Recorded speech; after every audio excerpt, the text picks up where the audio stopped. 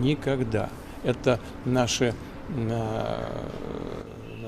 მე არასოდეს უარი არ მithქვამს უკრაინასთან მოლაპარაკებაზე, ასე ვთქვათ, ჩვენთან მოლაპარაკებაზე პარტნიორებმა თქვეს უარი, ევროპელებმა რუსეთთან კონტაქტი შეწყვიტეს, უკრაინამ კი საკუთარ თავს აუგრძალა საერთოდ ჩვენთან მოლაპარაკება. მოლაპარაკების პროცესიდან გამოვიდა სტამბოლში, ამის შესახებ პირდაპირ სახალხოდ განაცხადეს. ნუ რას ვიზამთ, ჩვენ არავის თავს არაფერს ვახვევთ. ჩვენ მზად ვართ ამის შესახებ. 100-ჯერ ვთქვით, უნდათ კი ბატონო, ჩვენც მზად ვიქნებით მოლაპარაკების მაგიდასთან დავსხდეთ. რაც შეეხება ევროატლანტიკურ ურთიერთობებს.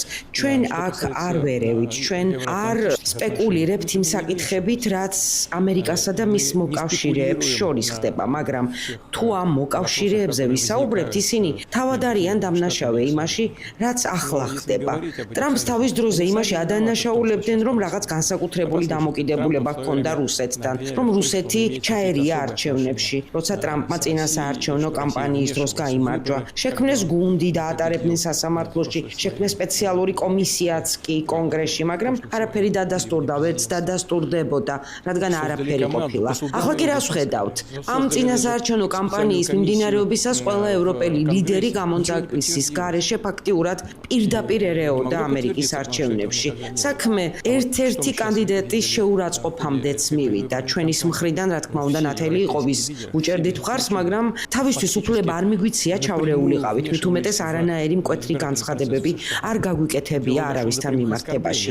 სიმართლე გითხრათ, გაოცებული ვარ ახლადარჩეული პრეზიდენტის თავშეკავებულობით, მის მოკავშირეებთან მიმართებაში, რომლებიც პირდაპირ რომ თქვა, ხამებივით იქცეოდნენ. ტრამპი საკმაოდ ინტელიგენტურად იქცევა.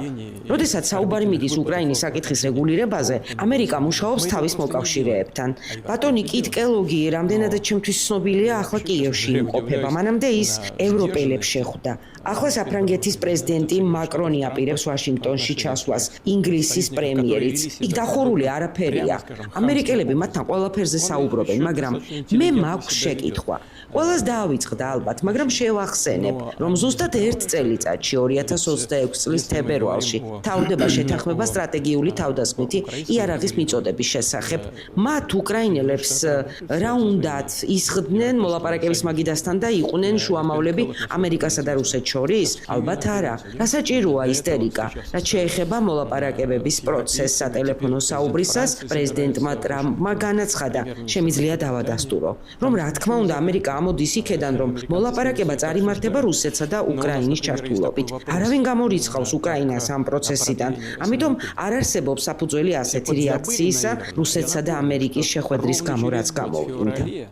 Процесса, то мне в ходе телефонного разговора президент Трамп сказал, могу это подтвердить, что, конечно, Соединенные Штаты исходят из того, что переговорный процесс будет происходить при участии и России, и Украины. Никто Украину из этого процесса не исключает. Поэтому нет оснований для такой реакции на российско-американскую встречу. Там вроде еще Рубио обещал держать в курсе европейских союзов. Да, мы знаем.